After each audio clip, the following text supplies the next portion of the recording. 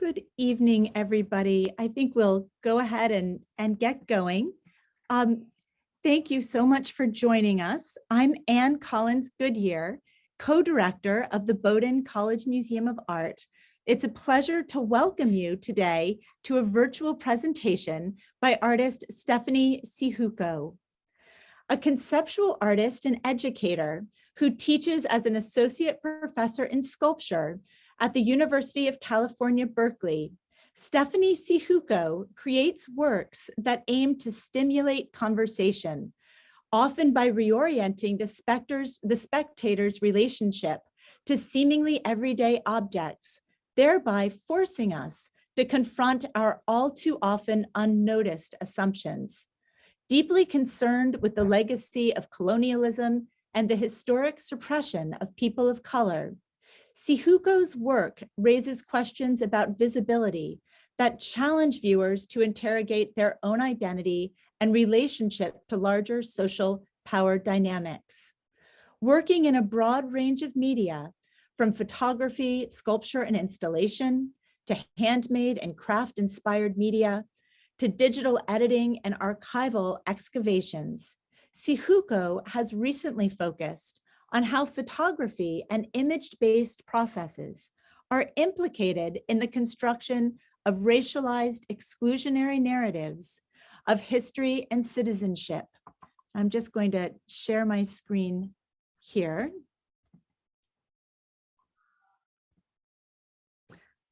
The BCMA is proud to have on view Syjuco's Applicant Photos Migrants #2 of 2016, recently acquired by the Bowdoin College Museum of Art, and our exhibition, Transformations, New Acquisitions of Global Contemporary Art, ongoing until January 30th, 2022.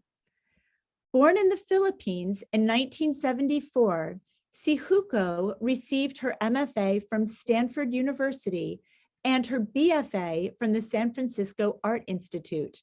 Her work is widely acclaimed, and she is the recipient of a 2009 Joan Mitchell Painters and Sculptors Award, a 2014 Guggenheim Fellowship Award, and a 2020 Tiffany Foundation Award. In 2019 to 2020, she was a Smithsonian Artist Research Fellow at the National Museum of American History, and she is featured in season 9 of the award-winning PBS documentary series Art 21, Art in the 21st Century.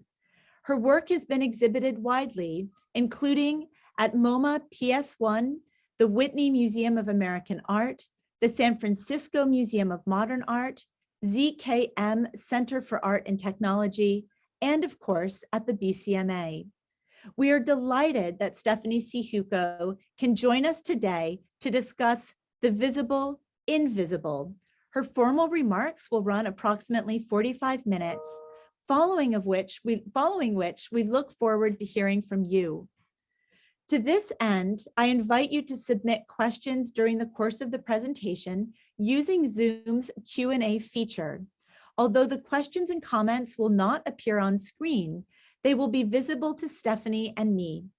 For audiences wishing to view captions, please use the live transcript feature on your screen.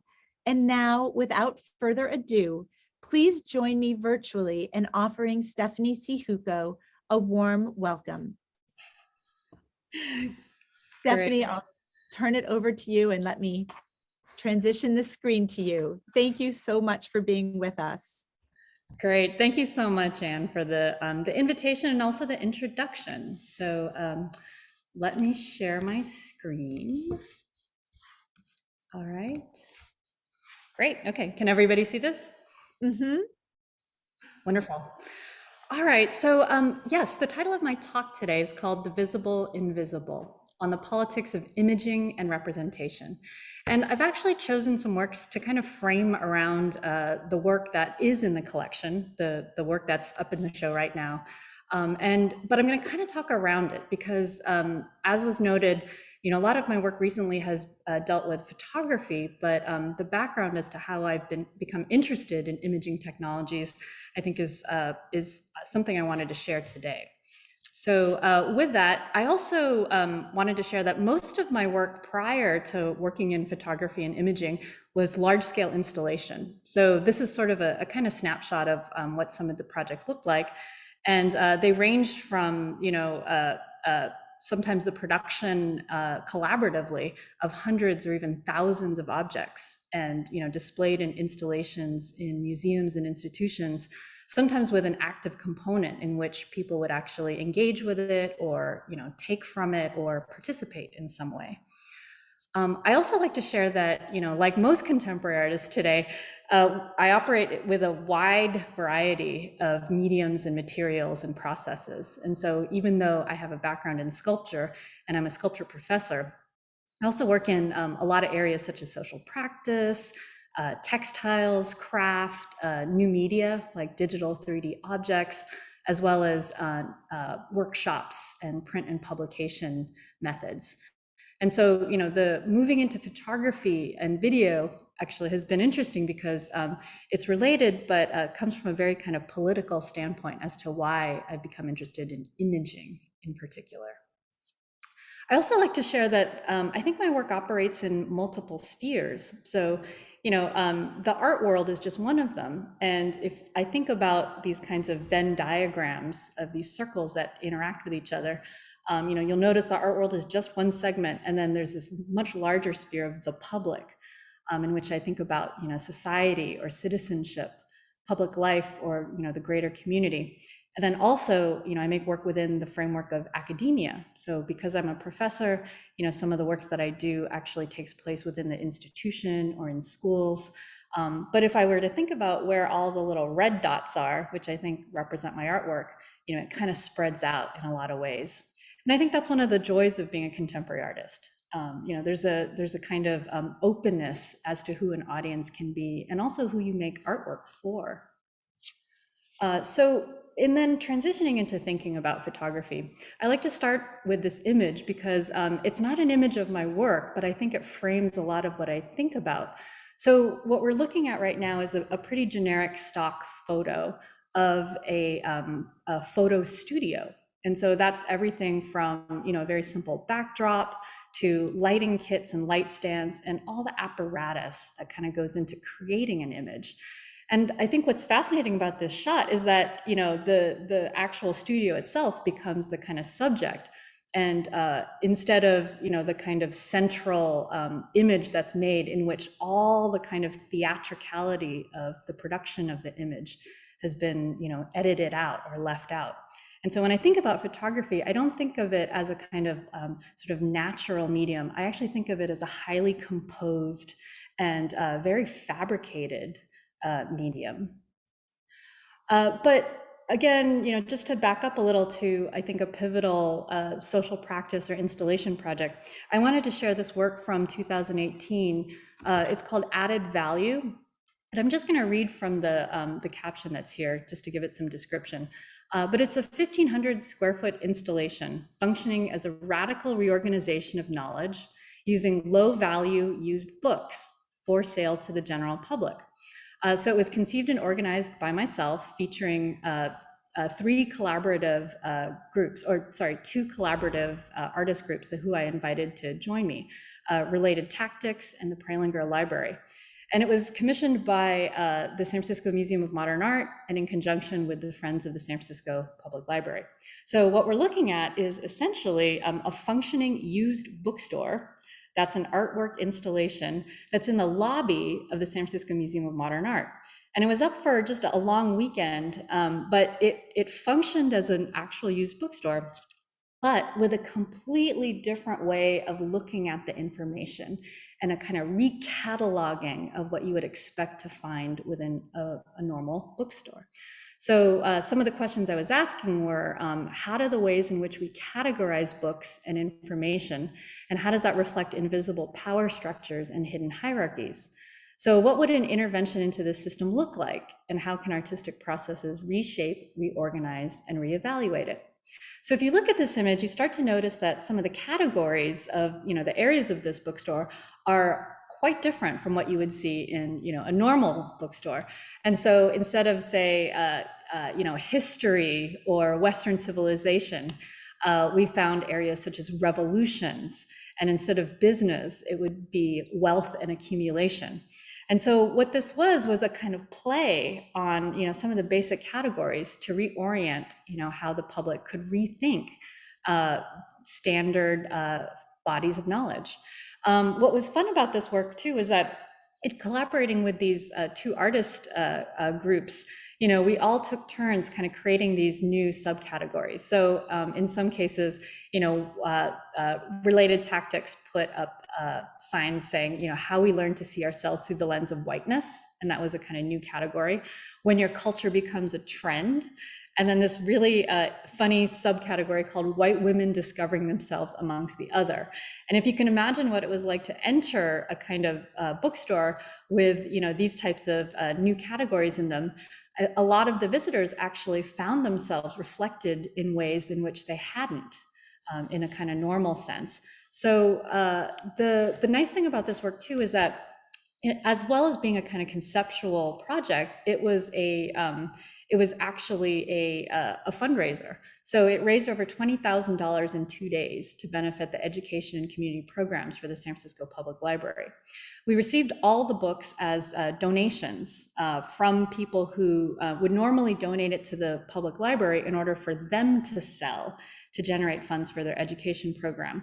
But by intervening in it and taking those books and recategorizing them, we actually created what I would call added value by reshuffling them into these categories. So even though we were selling these books for only $2 to $5 each, very low value, they became oddly much more valuable because of the context in which they were displayed. And so what does one do with these new categories, such as constructing the West through its global interventions? What would one find in an area called uprisings? And how does that sort of reshuffle, how we think about our histories, or also, how we define ourselves within them? What does it mean when a whole area is called our carceral society instead of, say, the prison industrial complex? Because by claiming it as ours, that implicates us into, having a hand in its construction and also its potential for abolishment. We also had some fun. So I came up with a kind of collapse of an area that was both craft and witchcraft. And so thinking about how, everything from like paper origami to, sort of the domestic arts could be melded with witchcraft was an interesting way to collapse two things that might have been considered on opposite poles in some arenas, but actually have a lot of overlaps or even a kind of punning, as to what a craft is. We also decided, and this was kind of something I was pretty proud about, instead of having a women's studies section, which in a way winds up kind of segregating this notion of thinking of either feminist studies or women's studies as apart from the larger category of the entire world, I decided to create a men's studies section. And so thinking about looking at, either patriarchal systems or, manhood as a subject matter, kind of turned the tables on how to think about gender studies. And so, this is a kind of fun play in which you can see, a lot of these books are very outdated because, again, these were, donated from sort of like low value books that couldn't sell for a lot in, a normal kind of used bookstore stream. But by playing with it and putting it together in a new way, we were able to create, a kind of a critique on how we even come up with gendered systems. This was an area, I think, called radical desires. And so when you think about what's radical and what's desire, everything from, say, the Scarlet Letter, which ordinarily would have been put into, say, a fiction category, could now hang out with The Happy Hooker, or, a book that professes women without children as a potential for radical desire. And then the other fun thing that we did for this project was to pair together shrink-wrapped books. And so part of it with the notion of that you can't have one thing without the other. So by putting together a book that's on Victorian gardens with Edward Said's Cultural and Imperialism, you're starting to kind of push forward this notion that, there's two sides to this conversation as to, you can't just admire a Victorian garden without thinking about the colonialism and empire that birthed it. And so, just some examples of this. And again, what was fun was that these are very outdated books to a certain extent, but by pairing them and wrapping them together, we were actually able to sell them for $10 a pair. And again, this notion of added value. And this was a funny pair, which is, The Road Ahead by Bill Gates paired with Jared Diamond's Collapse.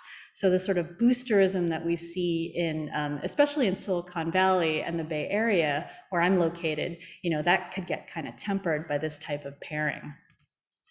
And this is a, kind of final shot of myself and the collaborative teams that I worked with. And so as the 3-day weekend went on and, people were circulating through the bookstore, we would reshuffle the categories, and we had a big chalkboard in which we would just erase and add new categories based on what we were thinking about. So I love working in this way because it kind of, it helps also subvert the notion of artistic authorship. And then when you spread out the kind of dialogue or, the criticality, it actually makes for a very interesting thing to share with the public. So I decided to share that just because I think it does set the scene for thinking about, again, what we consider as our either historical backdrops or knowledge base as a backdrop. And I'm showing this image because they're specifically backdrops, and they're also in relationship to, photographic technologies as well as digital imaging technologies. So on the left is a chroma key green screen backdrop, which is generally used for, cutting out a digital image of someone to superimpose onto a different background. And then on the right, for those that are familiar with Photoshop image editing, that is this checkerboard pattern that you find at the very, very back layer of an image. It's considered a transparency background that, even though it's very vibrant, you're not supposed to see it. And so I think it's interesting, in thinking about these two very, very visible and vibrant backdrops and backgrounds that, again, are supposed to be invisible, but are highly there. I started to think about, what we take for granted, or what we assume to be our background, and then what is actually in front of us. So, and, in a lot of these works too, they were made post 2016, in which, after the 2016 presidential election, there was a real reckoning in terms of thinking about how American history had written itself. And obviously that's a much longer dilemma, in the sense that that's always been going on. But I think when 2016 hit, there was this kind of massive scrutiny as to, well, what were some of the things that we've all taken for granted in terms of citizenship and belonging in the United States. And, I was also thinking at the same time about, as a lot of anti-immigrant sentiment was rising, during the last presidential administration, hearkening back to, specific historical things, like in 1942, the executive order which forced the internment of over 120,000 Japanese and Japanese Americans. And, that was a situation in which literally American citizens, as well as residents in the United States, were all of a sudden deemed to not belong. And, thinking too through some of these historical images, this is a photo by Dorothea Lange from 1942. And this image was taken in Oakland, California. And it's a Japanese American businessman and business, that's his storefront. And upon the executive order being put forward, he hung a sign outside that literally attempted to claim, "I am an American." Unfortunately, signs or protests like this didn't work, and he did find himself taken away to an internment camp. So, decades later, in thinking about how to kind of resuscitate some of these issues, because, we really haven't gotten past them. And in many cases, a lot of the, the xenophobia or anti-immigrant or anti-other, sentiment is still with us. How can I speak about them in ways that, also pull in the contemporary? And so in 2017, I did a series of works responding to some of these early photos. One by taking that "I am an American" sign and transferring it into a large textile panel. So this is a large sewn cotton panel that's on a movable ceiling track. It's about 24 feet wide. And it's displayed in such a way so that the word American is compressed and difficult to read, because I was interested in this notion of the retraction of the promise of citizenship, and also the the potential removal of even the ability of becoming an American, or the taking away of that promise. And so this hung in the gallery, and behind it was an image, a photograph of an individual who I worked with to create a portrait of. So this is total transparency filter, portrait of N. And it's an undocumented student who I worked very closely with at UC Berkeley. And upon the 2017 uh, uh, broken promise, essentially, of supporting undocumented students, she all of a sudden had to think of herself in a different way, and also potentially to hide, to not be as visible as she used to be. And so the dilemma for me was, how do you create a portrait of someone who cannot be photographed? One, because she might be found, or she might, be targeted in some way as being undocumented, but then also attempt to show her existence. And so by draping her with the sheer fabric, which is actually a digital print of the Photoshop transparency background, it both hid her, but also hinted at this notion of her potential removal. And it's the image, I think, kind of plays a delicate balance, because I wanted at the same time to protect her. So the fabric acts as a shield, but it also symbolizes her removal at the same time.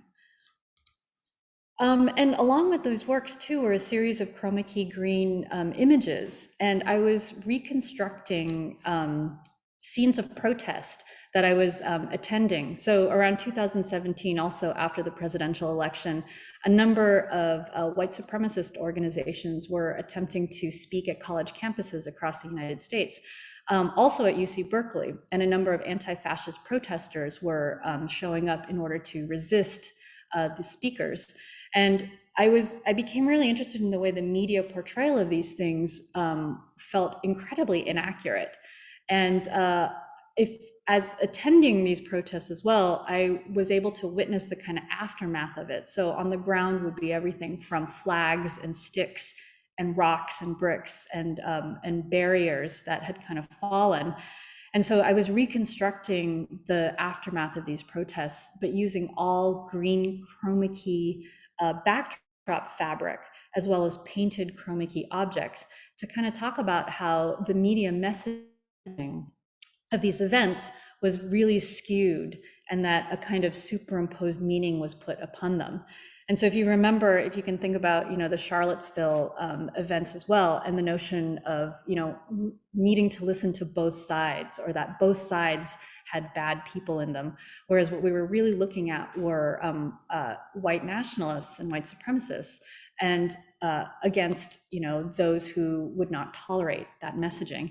It felt off kilter to me in terms of, the kind of space that we were in to have to listen to that rhetoric.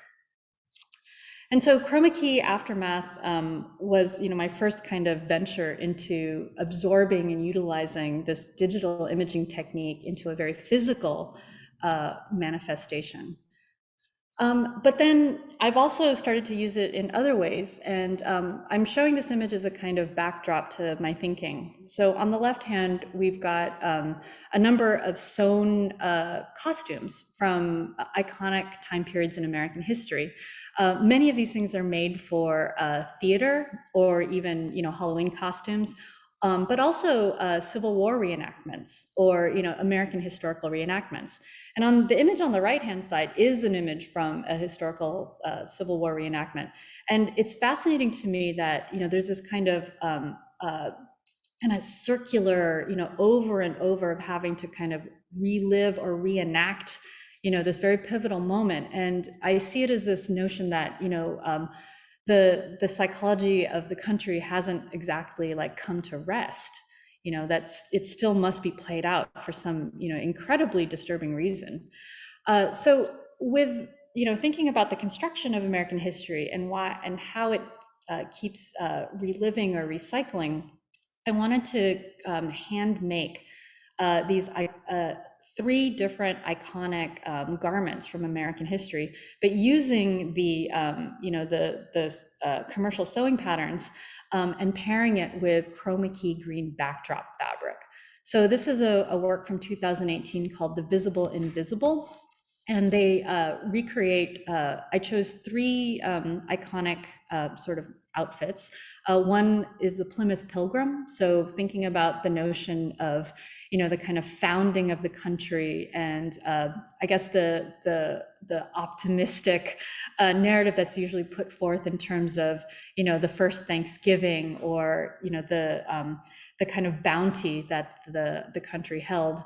And then in the back on the right is the colonial revolution, which, the mythology being too that, the nation was founded in 1776 by breaking away from the British, when you really, consider that the rights that were allotted to Americans were really only for free white men.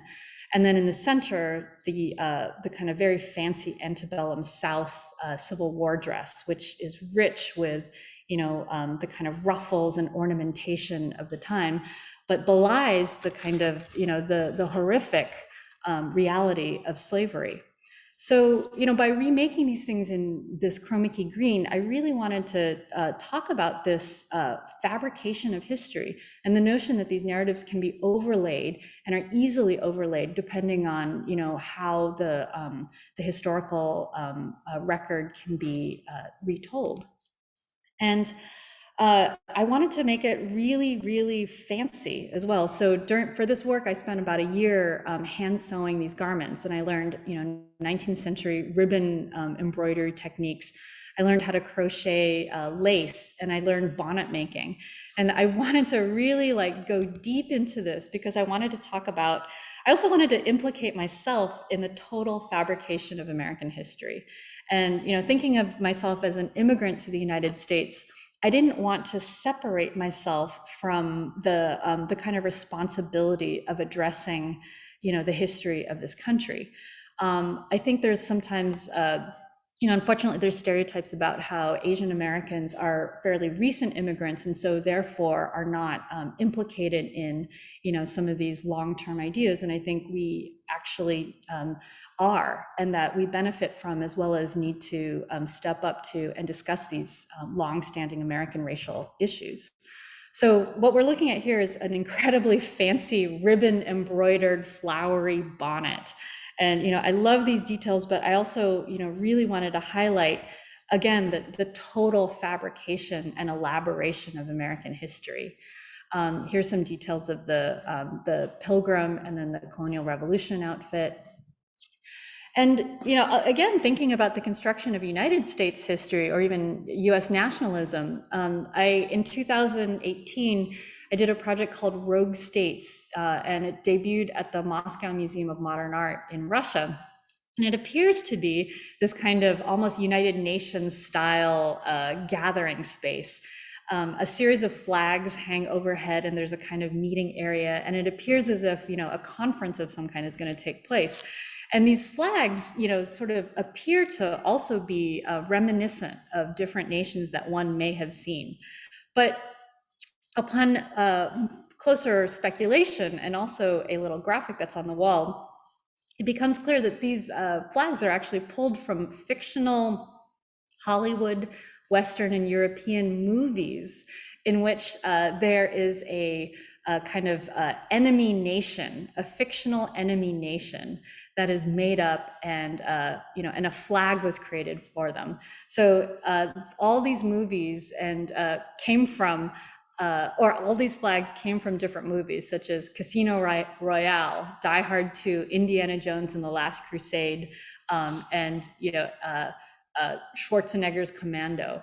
And so, these are movies in which they needed to create an enemy. And it's almost, if you look at the flags, they do look very similar to, say, flags you would find in the Middle East or in Africa or in Asia and South America. And so for me, this kind of fabrication, this necessary fabrication of an enemy other, helped create the notion of who's inside the United States and who's outside, like who's a friend and who's an enemy. And the foreign other is always a kind of big bogeyman. So I'm also thinking a lot about my own history as a Filipino American, and thinking about, the kind of one of the first times in which Filipinos were presented or, kind of hit the American imagination. This is an image from the 1904 St. Louis World's Fair. And in 1904, a giant, massive World's Fair took place in which, millions of people showed up to take a look at these beautiful pavilions and also displays of technology and industry. So World's Fairs at the time were this, very lavish productions. And the 1904 World's Fair also took place during the same time as the United States' colonization of the Philippines. So these very kind of like large scale crowded spaces became a place of spectacle. And oops, it looks like some of my captions fell out, but I'm happy to talk through it. This is an image here of an overview of what was known as the Philippine Village. And it looks huge, it looks large, and it actually was, but this was inside a much larger kind of complex of the World's Fair.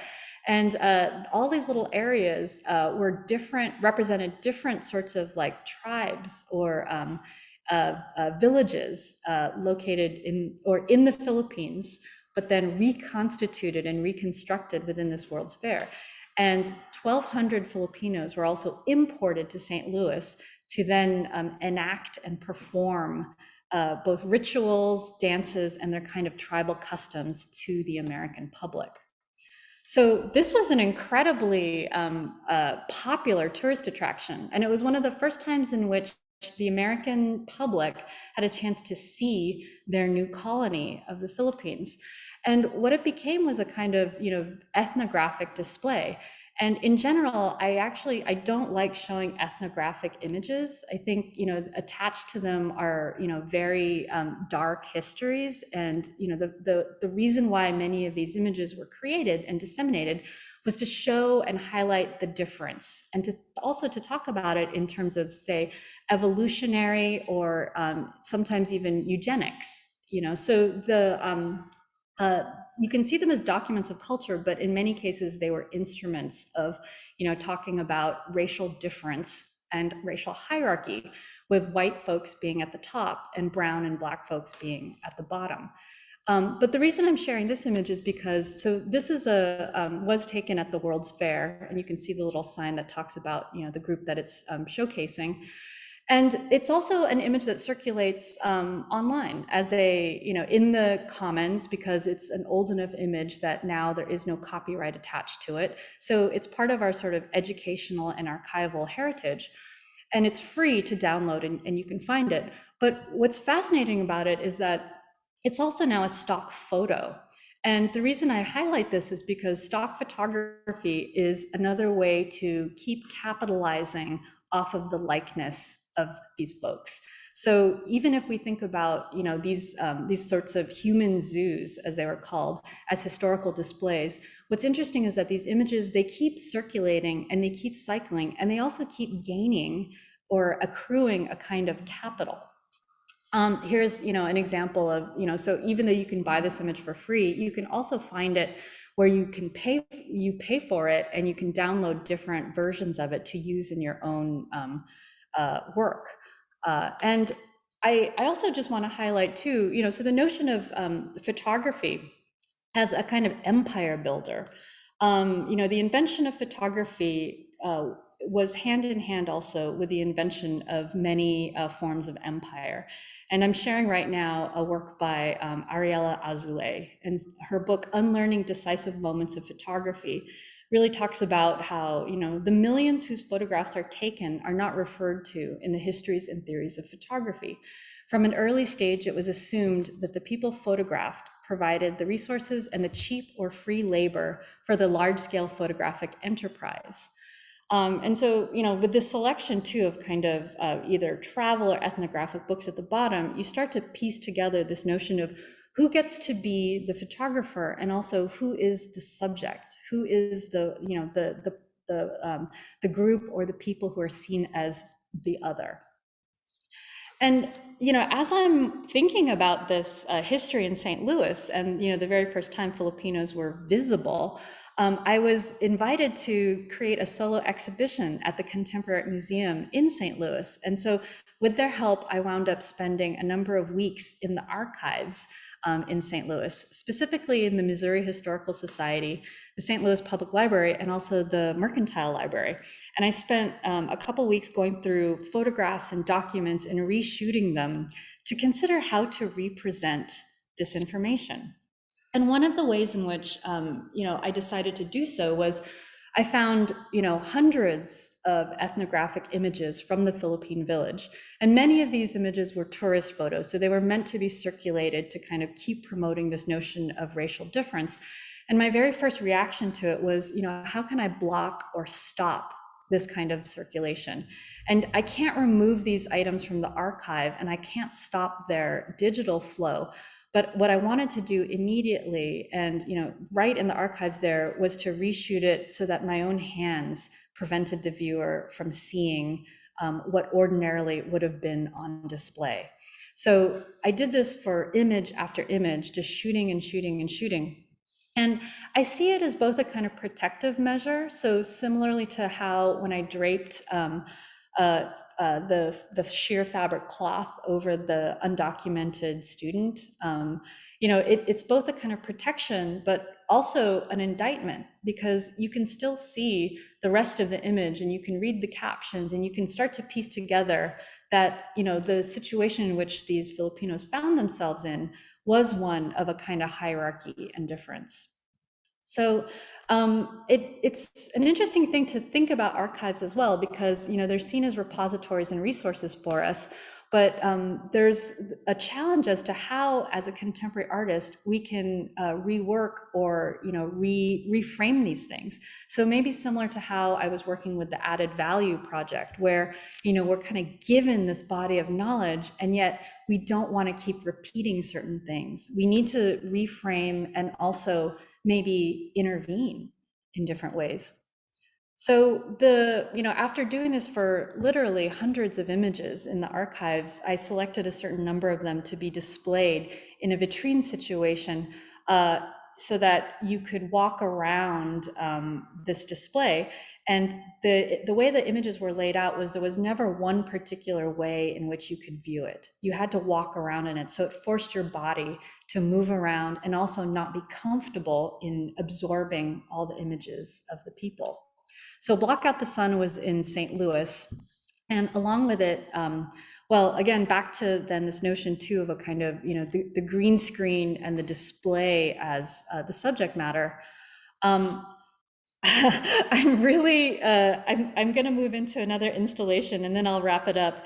But I think a lot too about these color calibration charts, which are rife in the world of photography. And so I used to work as a graphic designer at a science museum, and I would be spending a lot of time color correcting images that then we'd print. And interestingly enough, this image right here, which is called Ole no Moire, was created by Adobe in the early days of image editing. And it was this image that I had to stare at all the time in order to correct the image on my screen and also have correct prints. And when you really kind of pick this image apart, it's ridiculous. It's this, kind of faux Carmen Miranda style tropical female figure who's wearing, this kind of ridiculous hat, and it spells out Adobe on the head or at the top of the hat. But it's this kind of very performative, a female tropical individual, which has no bearing on reality, and yet we have to look at this image as somehow correct. So as I was looking at more images of color calibration charts, I was starting to realize that they really hint at, this notion of what a normal scene can be, whether it's from still lifes or, heterosexual white couples getting married, to also, the correct skin tones. And so different people would be put together to kind of portray, a different type of skin tone in terms of accuracy. But it also, I think, sets up this notion of odd difference. Like there's these really strange boundaries, I think, around, how these different ethnicities are represented. And so I decided to create this large scale installation that melded together both historical images, contemporary digital editing techniques, and the kind of dilemmas of photographic calibration. This is a work called Dodge and Burn, Visible Storage, and it's a wooden platform with digital photos, printed vinyl on laser cut wood, chroma key fabric, printed backdrops, artificial plants, and mixed media. And it's a kind of collapse of so many things. Literally, you approach this kind of platform object and different levels and layers of images kind of confront you. And everything from, museum collection display objects. Here you can see cosmetic skin charts with like foundation, on people's arms, different color calibration charts, textiles from the Philippines, as well as, these grids of color calibration.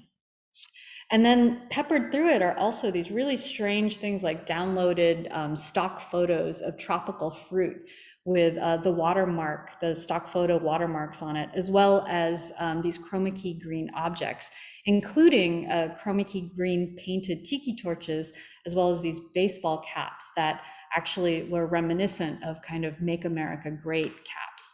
And then peppered through it were these kind of like emojis that would comment on the different scenarios. Because what I was trying to create was this very confusing collapse of everything, of, thinking about America's history and, racialized dilemmas, as well as its excursions into empire and colonialism, the way that race is depicted in the media, the way museum collections always sort of reflect a kind of, plundering, especially when it comes to looking at objects taken from other countries. And, how people are photographed, how they look at themselves, how they look outside of themselves, how they compare themselves. And it's a kind of dense installation. Like I could run through the meaning of almost everything in here, but I don't expect the viewer to get that. But what I want them to see is this very kind of confusing presentation, because I actually think that's kind of, it's really reminiscent of the state that we're in right now.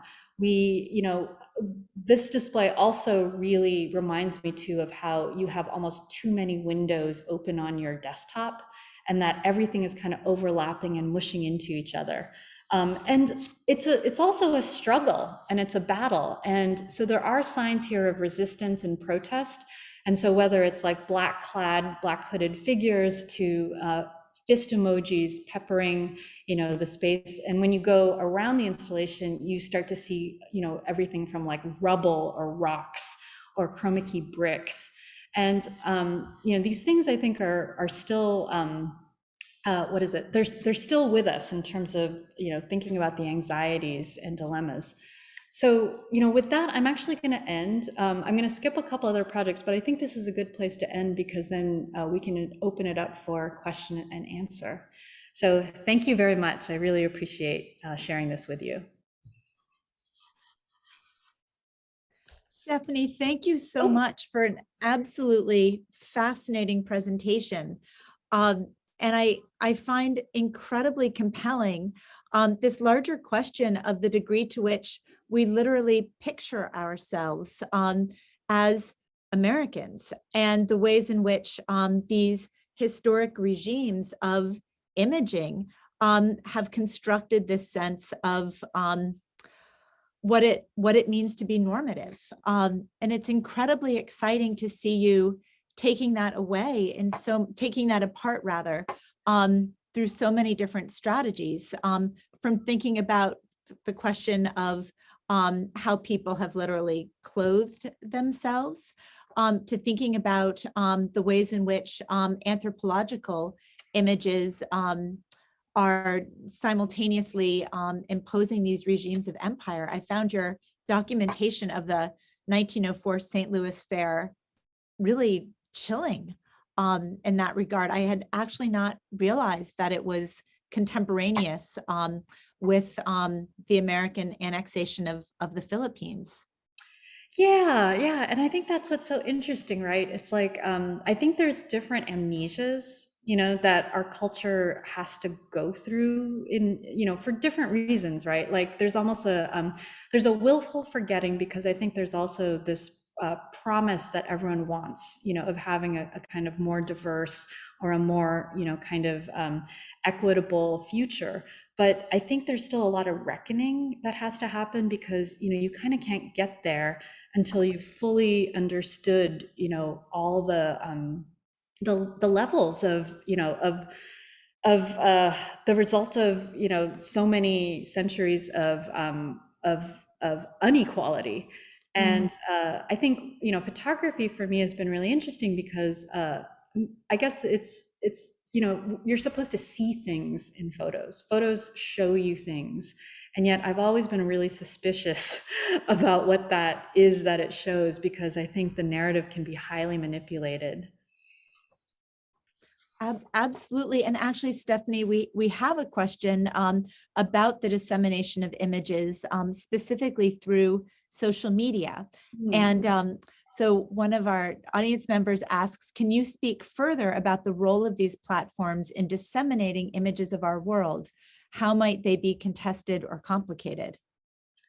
Yeah, right. So yeah, so I guess like if I were to think about the question in relationship to social media, I guess I'm gonna assume that that means like how easy it is for images to flow or be shared, or in some cases what I would call how easy it is to be trafficked, right? Mm. Like some images get like highly popular and they move or they are resuscitated, sometimes through a kind of societal zeitgeist, whether or not the image maker wanted that to happen or not. And so I think it's yeah, the dissemination of it, it's complicated because recently I was looking at so a lot of historical or ethnographic images of of people are still used today to kind of witness cultural a heritage or beauty. So, like if I Google images of Filipinos, historical ones, inevitably I find these gorgeous images of people, with all their regalia and, these wonderful outfits. And then when I look deeper, I realize that they're ethnographic photos, in Mm. which people were posed in certain ways and also kind of captured, I guess, like sort of encapsulated and captured. And so now I think there's this interesting catch-22 where I discover so much by looking at these images and feeling connected to them. And yet it's very difficult to also reconcile that these images have, in a way, like a dark past. But these images circulate often now. Mm. Like they're all over the place, and a lot of them flow without context. So it's been interesting to yeah, to think through that. It's interesting. One of the dynamics about your practice, and it's picked up in the title of your talk, and it's been picked up in so much that you've discussed this evening, is this question about what to render visible and what to withhold. And I'm so intrigued by the project in which you were bringing forward sort of quote unquote flags of the world, all of which were being claimed from major motion pictures. And what's so exciting and fascinating to me about that project is that you have made visible emblems that we may sort of subconsciously have absorbed through those films as Americans. And these images that we have labeled with ideas of otherness, perhaps threat in some way, and forced us to confront them and hopefully to become more aware of the ways in which we're constructing these identities. And then on the other hand, I find so compelling your sensitivity to individuals who may be surveilled, who need to protect their identities, such as the undocumented woman with whom you worked at Berkeley, and the photograph that you created of her, which literally resists Mhm. imaging. and then also the gesture of covering and perhaps protecting individuals who were documented for exploitative purposes, perhaps to some degree without their consent. And I wonder if you could just say a little bit more about your own thought process as an artist about what it means for you to be engaging in projects that either make us aware of things that have been hidden from view that demand our recognition and confrontation, and then also at the same time being mindful of what should be withheld or treated with respect and not necessarily imaged. Yeah, no, that's tough, right? Because like so you can go into so many photo archives. A lot of it now is digitized and online. And I think, that's generally a good thing. Like, the more a kind of knowledge base grows or is accessible to the public and not just filed away in, say, a museum archive or whatever, then the more we can use it, I guess, hopefully, in new ways, the more we have access to that knowledge. But at the same time, it's very difficult to, I don't know if it's so great for a lot of these ethnographic images to just keep flowing, and so one strategy, or the two strategies that I think I showed, one was hiding, right? So whether it's like through the hands or the veils or whatever, and then the other is through confusion. So, I really see the dodge and burn installation where there was too much going on as, it's like, okay, so we're gonna like make it so confusing of what you think you're seeing that you can't lock into the consumption of that image in the way that you might ordinarily do if it was just on its own.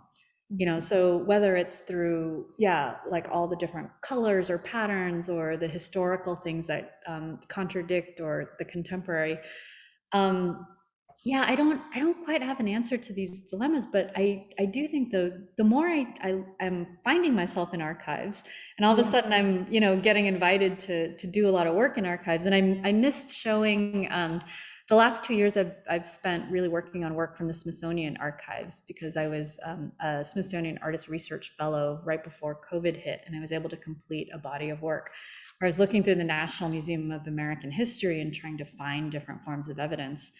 I don't know. I mean, I think, right now archives seem very rich, like a lot of artists are working through it. And I think it has something very much to do with our, current reckoning with like, well, where are we going to go if we still have all this stuff that we need to kind of sort through and re-understand or re-narrate? Absolutely. And actually, along those lines, a really interesting question has come in from another audience member asking, how do museums and academic institutions reconcile teaching/presenting historical materials that possibly have contributed to the compromising implication your work deconstructs? And I would love to hear your thoughts, both as an artist, but also as an educator. And I can maybe share a couple of thoughts as well from my perspective as a museum professional. Yeah. So I think one thing I noticed, so, museums now are also starting to limit access to certain things because they realize whether it's like forms of indigenous knowledge or images in which they do not have control over, or like, that cannot kind of like, that shouldn't necessarily circulate without better understanding or framing. And that's been really nice to see. So, it's interesting, right? Because again, this very positive notion of, well, if you just make everything free, and known, then that must be good. But it doesn't work when the kind of societal reception to these things might actually not have might not receive them in the way that is, full or proper. And I don't know. I think it's tricky. It's I personally, so I do a lot of talks, and I try to be very careful about the images that I show, and sometimes I use them, for like pedagogical reasons. And I did that tonight with, one of the images, and it was literally because I could track it in different ways. But in general, I don't. Like I'm very careful about especially ethnographic photos, because I don't think they function.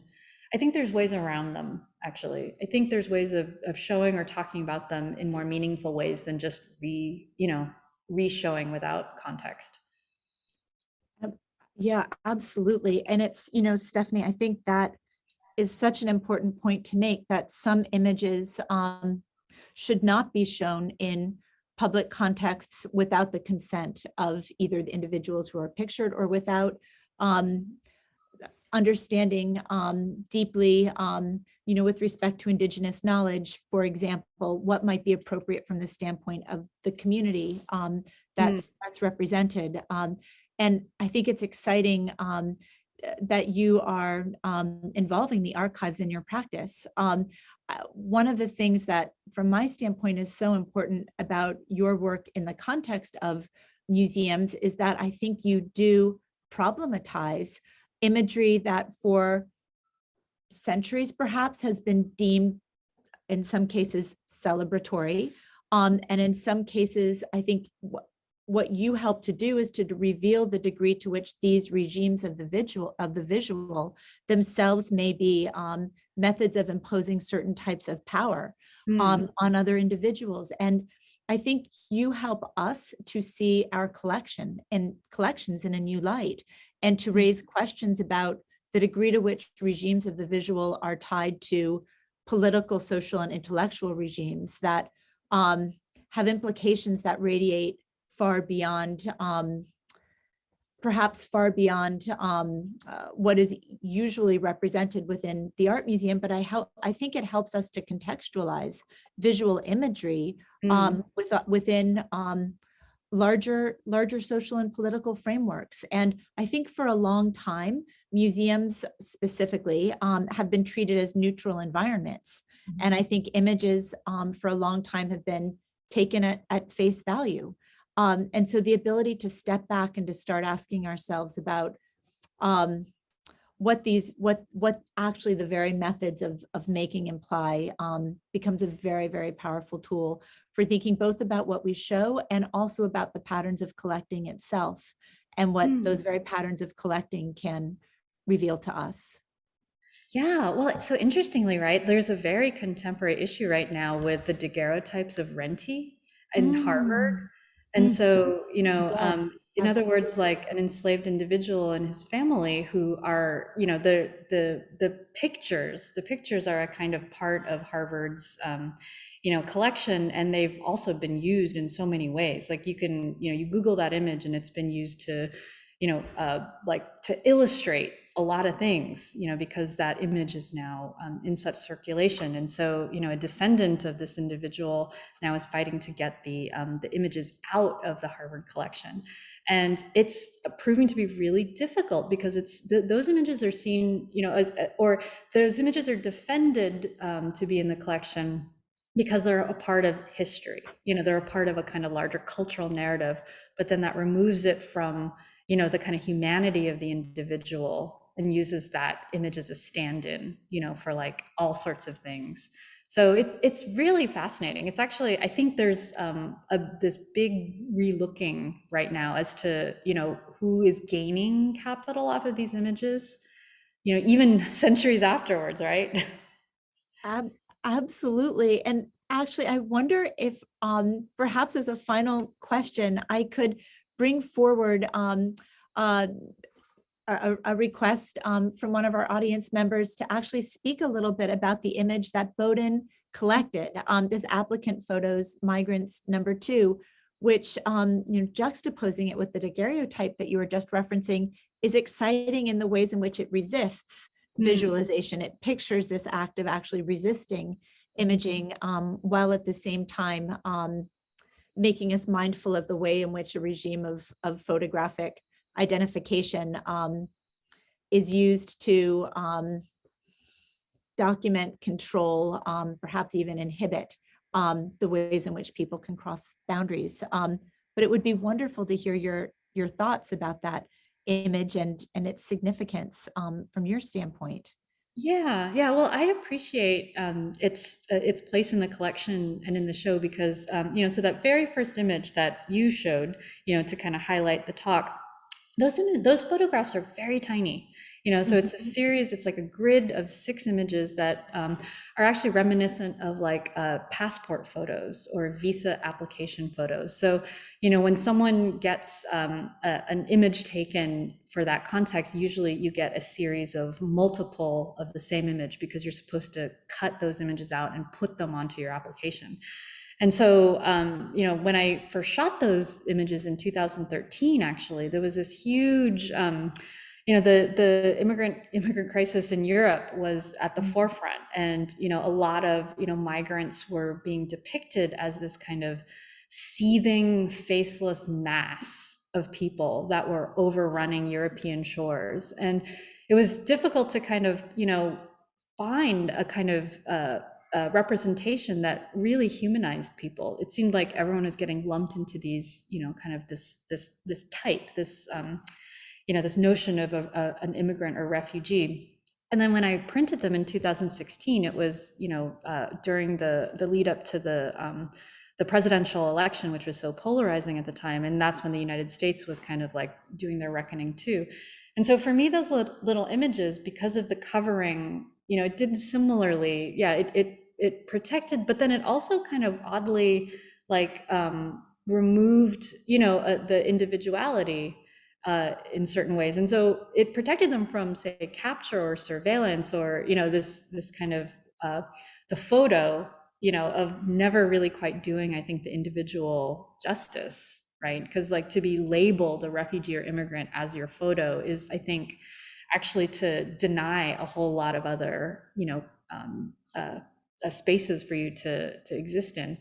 And I don't know, I like that image because it's tiny. And so unlike, these large scale installations or large projects, I was really trying to create a very condensed, thought about some of this. And it's very small. It's like 3 inches by 5 inches, I think.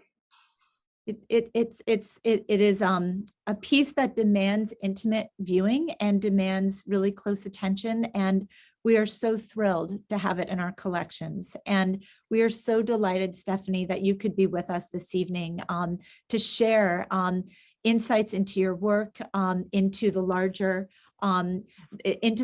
role of your work as an artist in destabilizing and deconstructing some of the regimes of visuality.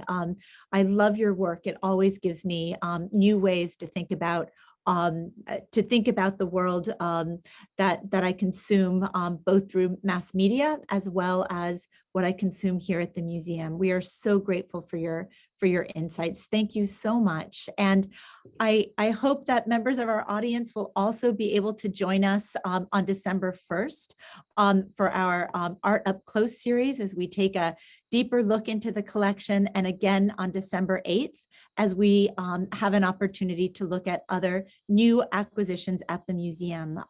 Stephanie, thank you again for being with us, and thank you to everyone who's been able to join us. Take care and have a lovely evening. Bye-bye.